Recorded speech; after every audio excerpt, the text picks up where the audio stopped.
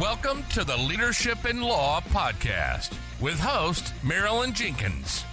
Cut through the noise, get actionable insights and inspiring stories delivered straight to your ears. Your ultimate podcast for navigating the ever-changing world of law firm ownership. In each episode, we dive deep into the critical topics that matter most to you, from unlocking explosive growth to building a thriving team. We connect you with successful firm leaders and industry experts who share their proven strategies and hard-won wisdom. So, whether you're a seasoned leader or just starting your journey as a law firm owner, the Leadership in Law podcast is here to equip you with the knowledge and tools you need to build a successful and fulfilling legal practice.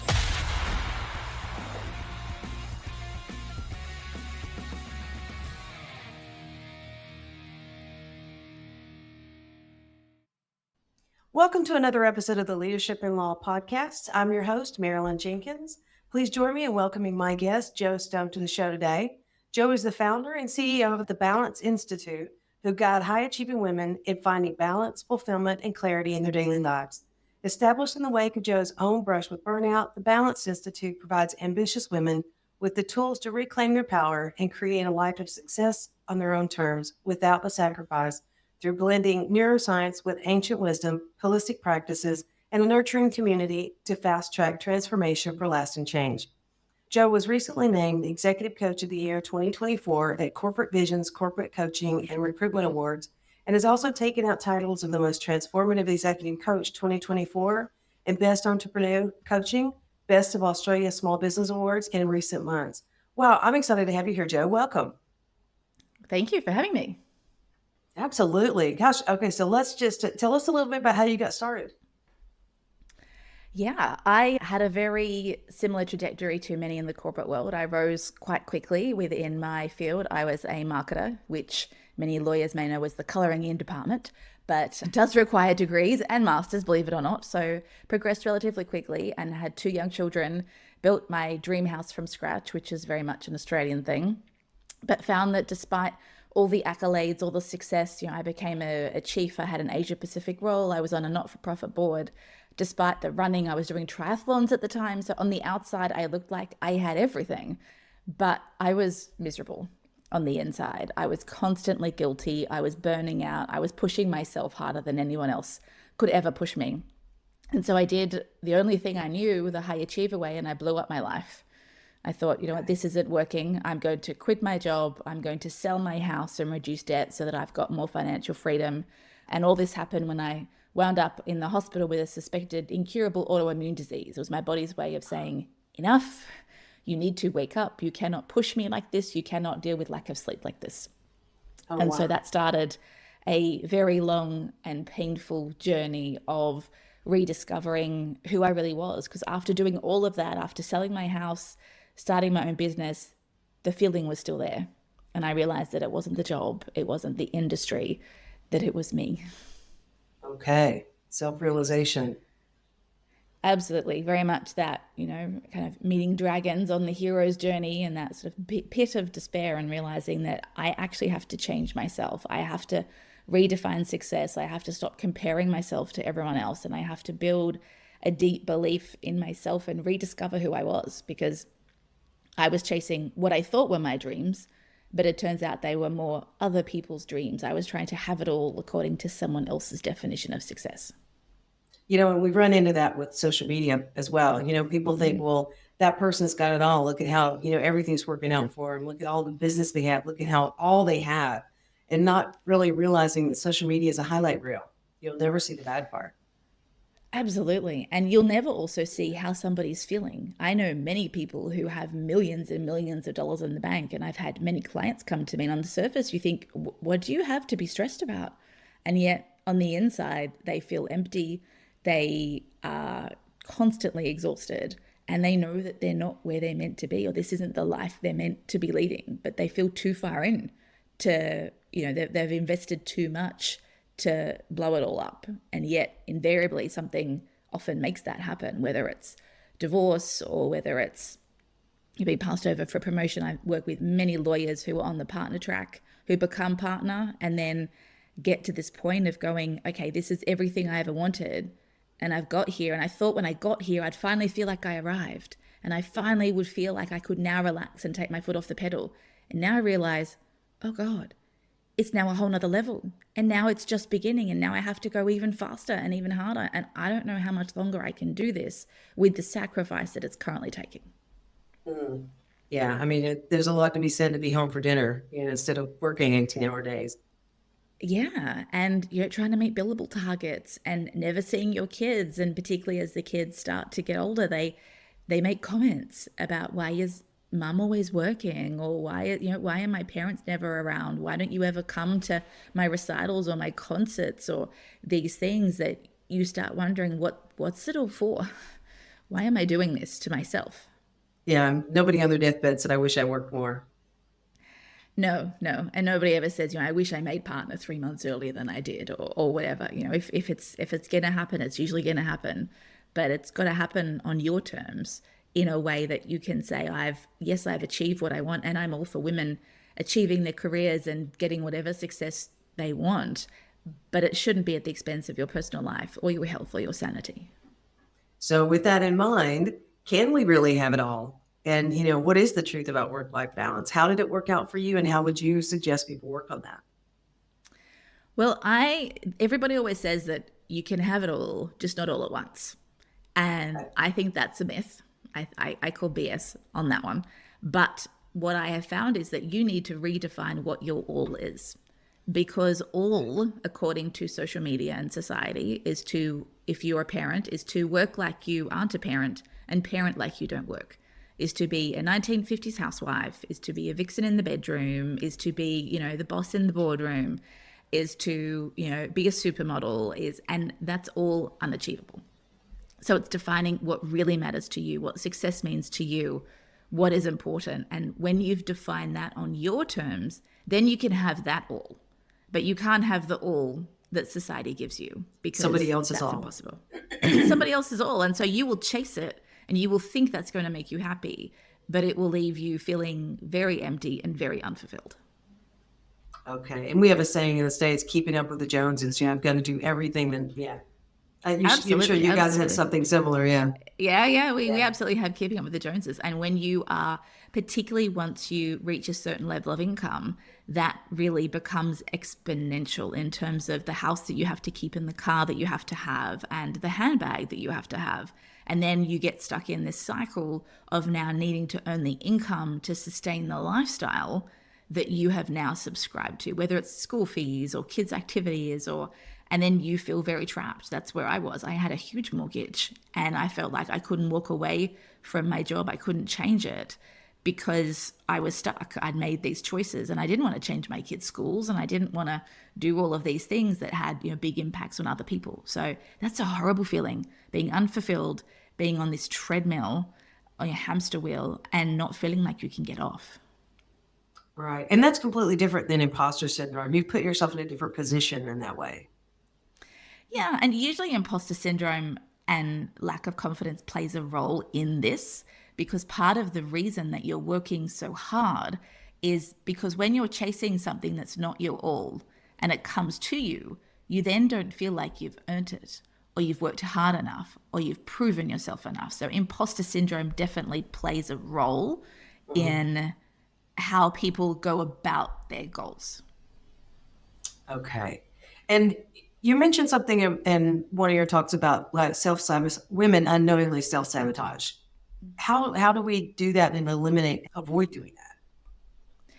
Yeah, so I call this the triple P trifecta, which is one of the most common things. And I see lawyers doing this in a very, very big way. So self-sabotage is when we get in our own way, when we're the only ones who are holding ourselves back. And the three most common behaviors, and these are labels, whether people subscribe to them or not, but let's call them sort of high-level behaviors, is we have perfectionists, and those in the law firm tend to be trained perfectionists. They are trained that a missed comma or a missed full stop could completely change the definition of that sentence, which means they're now open for, to be sued. And so it is drilled into them very much. It's whether perfectionists are attracted to the law or the other way around, I'm not quite sure, but there's definitely something there. There's procrastination, which always comes with perfectionism. So if you are a perfectionist, you will always procrastinate, because there is no better way to avoid making a mistake than never beginning. And so that's why they always come together. Yep. And the other element that I also see applying a lot to women is people pleasing. And this can be, some people are like, oh, I'm not a people pleaser, I'm not a suck up. But it's more things like if you have trouble saying no, if you can't hold boundaries, if you worry about letting other people down, then they are all signs of people pleasing, self-sabotage behaviors. Powerful. And we all have parts of that depending on how our moms treated us and how we just develop. Yeah. The people pleasing thing is the one thing. Yeah, I think people pleasing is, we don't view that exactly what it is, and we think it's the suck up, and it's not the suck up.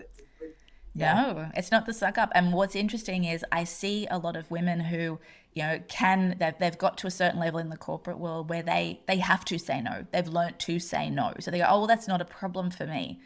But some of the interesting ways that we see this people pleasing self-sabotage run is one of the traits I used to do. I call it excessive collaboration, where you don't back your own decision. And so you circulate, you debrief, you get buy-in, but really all you're doing is going to others to validate your own opinion. Right. And there can be a fine line. I know a lot of cultures can be very collaborative and excessively collaborative. So you've got to juggle culture. But I know I would do a lot of things. It wasn't until my CEO called me out and said, Jo, you're just coming to me to get confirmation that your decision is right. Why don't you just back yourself? And I went, oh, you're so right. And realized then that so much of what was slowing me down was me just not backing myself. And that's a beautiful example of the way that self-sabotage, and we get in our own way, can be very sneaky. And we can logically dress it up in, that's the culture, I'm getting buy-in. But in fact, we're not. I mean, the question is, do you need buy-in? But you're saying if it's part of the culture. Do you find that like the leadership assessments make a difference with that? Like I worked in a company at one time where the second in charge wanted to fire this one particular person. And he was a social in that level of leadership. And he needed to get 2 or 3 people's opinion. And he was the only one that really mattered. And he just needed to make, the decision had been made. He just needed other people to agree with him before he would actually go through with it. And the CEO actually came down with, kind of like you were just talking about, just do it, right? It's better for everybody. Just pull a Band-Aid off, get it done, and believe in your decision. Yeah. So sometimes some of those, because these behaviors were really born in our childhood, typically between the ages of 6 and 9 is when they are embedded the most.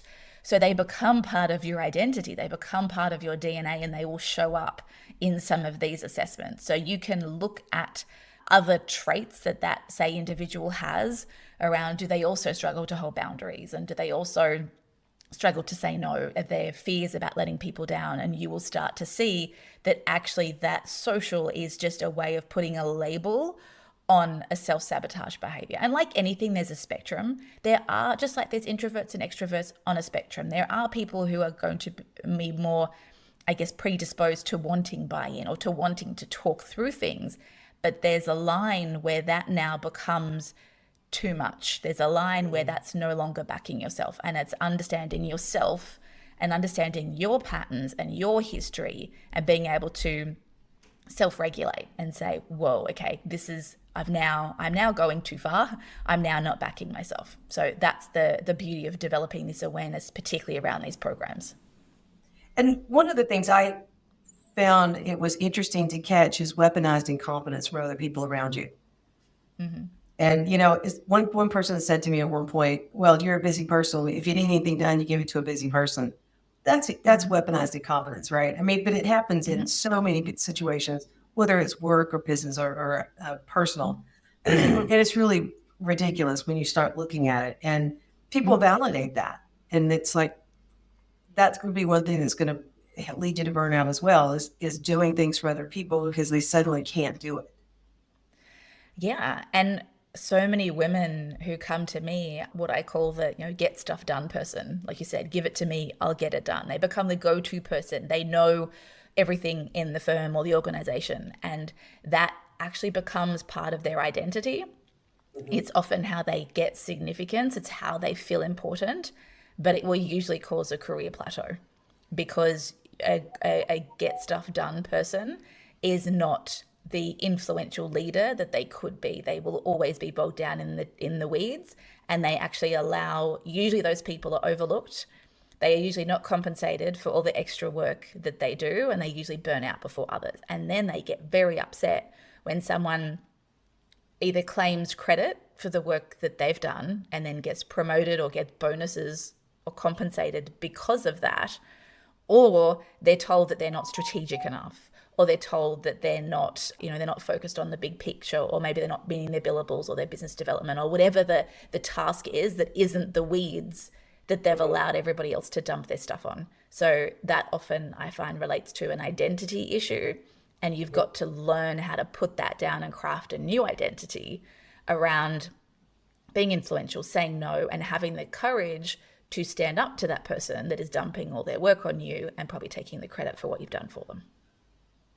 And thinking about that, and of course, planning. So if you're making a change to these things, I know I use a lot of Post-it notes when I'm doing things, trying to change things and stuff. Is that something that you plan for that adjustment? Because you have to purposely make these decisions that I'm not going to say yes to these things anymore.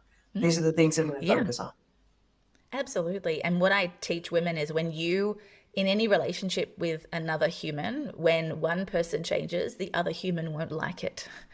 And so part of this change process is planning for resistance. And you can either make that resistance mean, oh my gosh, I've upset them.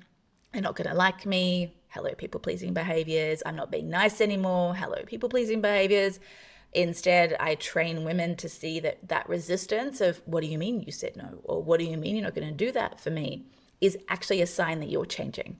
So we have to change our mindset about resistance and be willing to embrace it and make a new meaning of it. But you've got to be really grounded in yourself. You've got to have strong tools. So as an example, rather than just saying no, I teach women 5 ways to say no. I give them 5 different and a lot of scripts, because you need to know in that moment, I need to have something to fall back on. If no feels too hard, I need another option. So it's making sure that you've got a hefty toolkit to support you as you make those changes. Fantastic. That is excellent. So you give the tools as well as the whole process. I love that. So is that part of the High Achievers Guide to Lasting Energy and Fulfillment? You're helping them get all of the concrete foundation in place so they have that long-lasting energy and they can have that. Can you expand on that a bit? Yeah, so that's what I do. I have a signature 12-week program, and I'm very big on tools, because what a lot of women, the 2 pieces that tend to be missing is an understanding of how our brain works and why we do what we do. Most women are very aware of their behavior. They're aware that they're perfectionistic. They're aware that they're procrastinating, and they can see the consequences of that behavior. But what they don't understand is, where did it come from and why are they doing it? Which brings a different level of awareness and allows them to change their behavior more from a compassionate lens, rather than I'm such an idiot, I'm doing it again, and more of that self-deprecating, beating myself up lens, because we cannot beat ourselves to change. We have to do it from a more loving place. So I give them that really deep understanding of what's going on, how your brain works, how you've become this way, with no shame attached. And then they join the dots of, okay, this is the behavior that I'm doing. This is the consequences. All right, well, now what's the practical thing that I need to change it? Because too often I've been through every high potential program, leadership program out there, and they give you leadership frameworks. Okay, that's great. But in this moment, when I'm put on the spot, what do I say? I know I'm a blue or I'm a green or but I can't burst out. I'm a blue, help me. It's about what can I say in that moment? What tool can I use? What can I do to regulate myself, to really catch my thoughts and learn to change those? So I found that it's those 2 bookends. It's the understanding, and then it's the tools that when you put that together with women's self-awareness, their intelligence, their speed and ability to learn, that's when they become rocket fuel and able to make really, really rapid change. I love that. Rocket fuel enabled. I agree with you. The tools are the big thing. It's like, we can teach sales to people, and then, but the real light bulb changes when you give them a sample script. Okay, now I can make that my own and I can do that. So now it makes sense. So having the tools, I think, really does connect all the dots. Yeah. And the other big piece that come with the tools also is the mindset shift. So it's well and good to say to somebody, take your seat at the table, own your worth and find your voice. But if they don't believe they deserve to be at the table, or if they're worried about that they're going to offend someone, or they're, spending all their time rereading emails they've sent to make sure that there wasn't a mistake in it because they're worried about what that means about them, we shift the mindset and then the tools actually work. Yeah, because if you grew up with a passive aggressive parent, you're going to reread into everything what someone else is going to read into it, not what you said.